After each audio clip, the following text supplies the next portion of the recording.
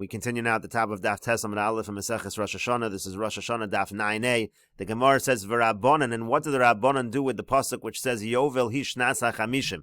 Rashi over here says V'Rabbanan delo yalfi mivikidashtem shetiskadesh mitchila. So the Rabbanan on the previous Amud, they did not learn out from the word Vikidashtem that Yovel begins right at the beginning of the year Rosh Hashanah. That was the opinion of Rabbi Yochanan ben Broka. The Rabbanan disagreed, and since they do not say that Yovel begins at the very beginning of the year, v'lo etzarech hi lemu'utei sofa, so they don't need the word he to exclude the end of the year. There was a position that said that maybe Yovel should run into the 51st year, and we excluded that from the word he, but they don't need that. So therefore, darshi lehachi. So again, so they're going to darshan Yovel hi shnas hachamishim as follows: shnas hachamishim atamona, that the 50th year you count. V'i atamona shnas hayovel shnas chamishim lesof yovel sha'avar v'yachas leminyan yovel haba. You might have thought that the 50th year counts as year 50, meaning counts as the yovel year, and it also counts as year number 1 for the next Shemitah cycle, for the next yovel cycle. You do not count it as both year 50 and year 1. Year 1, meaning the first year of the next Yovel cycle, starts the year after Yovel. That's what they do with the word Yovel hi shnas chamishim. As the Gemara now says, shnas chamishim atamona, you count it as the year number 50. V'i atamona shnas chamishim v'yachas, and you don't count it as year number 51. In other words, you don't count that 1 year as both year 1 and year 50. Le'afukim mid Rabbi Yehuda, this excludes Rabbi Yehuda. The Amar shnas chamishim ola lekan ulekan. Rabbi Yehuda is the one that says that the 50th year actually counts for both. It counts as year 50 and year number 1 of the next cycle. Kamash Malan, so comes to teach us the pasuk that's not the case. It is year 50, and the next year is going to be year number 1. Rashi over here says, "Ulafukim mid Rabbi Yehuda damer b'Meseches Nedarim." This is the opinion of Rabbi Yehuda in Meseches Nedarim. Shnas chamishim ola lekan ulekan. The 50th year counts for both. Shnas hayovel v'shan rishona l'shmita haba. Counts again for the year of Yovel, and it counts as year number 1 for the coming Shemitah cycle, for the coming Yovel cycle. And again, the Rabbanan disagree, and they learn it out from this very pasuk. And the Gemara continues, "The mosifin mechol al kodesh minolan." From where do we learn that we add on from chol on kodesh? The Gemara in the previous Amud mentioned that there's a concept, if you have a holy time period, you extend a little bit into the mundane time period. How do you know of that general concept? And the Gemara says, Detanya, as we learned in a brisa, b'chorish uvakotzer tishbos. It talks about the fact that you have to refrain, you have to rest from plowing and harvesting. Rabbi Akiva says, Eino tzarich lomar chorish v'kotzer shel shvius. This pasuk does not need to tell us that you have to refrain from plowing and harvesting on the Shemitah year. Sharei kvar never, because the pasuk already tells us that. It says, Sadcha lo sizra v'gomer. The pasuk says you can't plant in your field, etc. So what is this pasuk b'chorish uvakotzer tishbos talking about if we already know you're not allowed to work the field on a Shemitah year? So the Gemara says, Ella, rather, chorish shel eresh shvius hanichnas l'shvius. What the pasuk is referring to is, let's say you want to plow on the year before the Shemitah year, because you want to, again, get it ready, so to speak, for the Shemitah year. The kotzer shel shvius hayotze lemotzai shvius, or let's say you're harvesting, and it's harvesting from the grain that grew, from the crops that grew in the Shemitah year, but you're actually doing it again, it's extending into the following year, into the 8th year, so to speak, and you want to do the harvesting at that time. So that's what the pasuk is telling you. The pasuk is basically saying the year before Shemitah, and the year after Shemitah is also problematic, again, to do plowing, Erev Shvius, that's going into Shvius, and to do harvesting in Motzai Shvius, that comes from the Shvius year. That's how Rabbi Akiva understands the pasuk. And Rashi over here explains, Ein tzarich lomar chorish v'kotzer shel shvius. It can't be the pasuk is telling us that you're not allowed to plow and harvest during the Shemitah year. Rashi points out, even though the beginning of this pasuk is actually not even talking about the Shemitah year, it's talking about on Shabbos. So it sounds like it's saying you're supposed to rest from working on Shabbos. It talks about the fact that 6 days you're going to work. But Seifa Shvius Koi. But the end of the pasuk is certainly talking about the Shemitah year.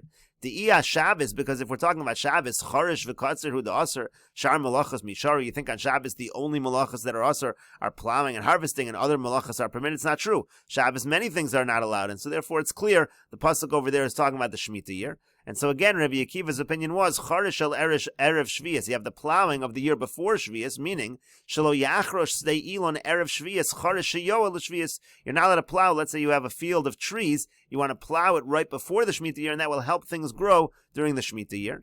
The Kotzer shel Shvius, so let's say you have the other way, you want to harvest the Shemitah year produce, Kagon Tavua, Shehivia Shlish B'Shvius. Let's say you have a situation of crops that they grew 1/3 during the Shemitah year. Atanoig ba minig Shvius B'Shminis. The halach is once it grew 1/3 during the Shemitah year, you have to treat it like Shemitah produce even in the 8th year. Again, that's the opinion of Rabbi Akiva. And the Brisa continues, Rabbi Yishmael Omer, Rabbi Yishmael says, you know what the pasuk is telling us when it says, B'chorish uv'kotzer tishbos, machorish rishos haf kotzer rishos. Pasuk is saying, just like the plowing we're talking about is voluntary, it's not a mitzvah, so too the harvesting is voluntary, it's not a mitzvah. Yotza ketzira omer shu mitzvah. This comes to exclude the harvesting of the omer. That's a mitzvah, and therefore, if it's a mitzvah, it's not going to be prohibited. And Rashi over here explains, Rabbi Yishmael Omer marchorish rishos v'lo diber hakosav elo linyan Shabbos. According to Rabbi Yishmael, no, the pasuk is talking about Shabbos. It's not talking about Shemitah year. Kedechsiv beyu vayom hashvi tishbos. It's talking about the fact on the seventh day. Bechorish uv'kotzer tishbos bo l'lamencha. So what's the pasuk teaching us when it says from plowing and harvesting you should rest? Again, we said before, aren't there many malachas that are prohibited on Shabbos? Means as follows: Machorish ein lo chorish shel mitzvah. There is no such thing as plowing for a mitzvah. Even if you're going to do a plowing in order to plant for the omer, the shtei alechem, that's not a mitzvah. It's like a hechsher mitzvah. It's a preparation, but it's not a mitzvah. For example, if you found a field that was already plowed, you don't plow it. There's no mitzvah to plow a field for the omer, the shtei alechem, etc. And what am I saying? I'm saying you're not allowed to plow on Shabbos, but we're talking about a voluntary plowing, not a mitzvah. So too, when I'm saying that it's prohibited to harvest on Shabbos, I'm only saying it's also to harvest if you're talking about harvesting that is voluntary, that is not a mitzvah. That comes to exclude the harvesting of the omer, which is a mitzvah. Shafilu matzah kotzer mitzvah lixer. The halacha is even if you find harvested grain which you want to use again for the omer, for the shtei alechem, whatever it is. No, there's a mitzvah to harvest yourself. You can't use it even if you found it harvested. And so what Rabbi Yishmael is saying is, we're learning from this pasuk that the ketziras omer, the harvesting of the omer, which is a mitzvah, so that actually would be docha Shabbos. It would not be prohibited on Shabbos. And so the Gemara continues, Rabbi Yishmael mosifin mechol al kodesh menale. So Rabbi Yishmael, where does he learn that we add on from chol on kodesh? Nafkalei midatan. He learns it out from the following brisa. The pasuk says, "V'yinisam es nafshosechem b'tisha," talks about the fact that we afflict ourselves. You should afflict yourselves on the 9th. This is talking about on the 9th of Tishrei. We're talking here in Yom Kippur. So Yachol b'tisha. So I might think we're talking about the 9th of Tishrei. Yom Kippur is really the 10th of Tishrei. So Talmud Lomar bo'erev, it talks about the fact that it's in the evening. So in the evening already, the evening of the 9th is the 10th. So Ibo Erev, Yachol Mishatechshach. Now, if it's talking about the evening, maybe you have to wait till it gets dark. That's when you start to afflict yourself. You start to fast on Yom Kippur. Talmud Lomar b'tisha, the pasuk does say the 9th. HaKetzer, how? So what does the pasuk actually mean? Maschil u'mesanami ba'od yom. The idea is you should begin to fast a little bit in the 9th. You should start to fast a little before Yom Kippur. Melamed shemosifin mechol al kodesh. This teaches us we add on from chol onto kodesh. Again, you add on a little to Yom Kippur in the beginning. Gemara says, Ein li'ela b'chnisasa. Now, I only know that's true in the beginning when you're entering Yom Kippur. How do you know you have to add on a little bit also to afflict yourself at the end of Yom Kippur? You add on from chol al kodesh. Talmud Lomer may erev ad erev. The pasuk says from erev to erev. So therefore, again, we're going to learn now it goes until the evening, so to speak, of the next day. A little bit into the next day, you should also afflict yourself. So Ein li'ela yom HaKippurim, the Brisa continues. I only know this halacha is true of adding on mechol al kodesh by Yom Kippur. Shabbos is minayin. How do you know it's true by Shabbos? Talmud Lomer tishbesu. That we learn out because the pasuk says tishbesu to include even Shabbos. Yomim tovim minayin. How do we know also Yomim tovim? Talmud Lomer shabbatchem. The pasuk says shabbatchem. And so therefore, again, you're going to include Yomim Tovim in this idea as well, that you're Mosifin Mechol HaKodesh. HaKetzad, how so? Kol Makom Sheyesh Bo Shavuz. The idea is as follows. Anytime there's a mitzvah to rest, anytime there's a mitzvah of Shavuz, Mosifin Mechol HaKodesh, there's also a concept of adding on Mechol HaKodesh.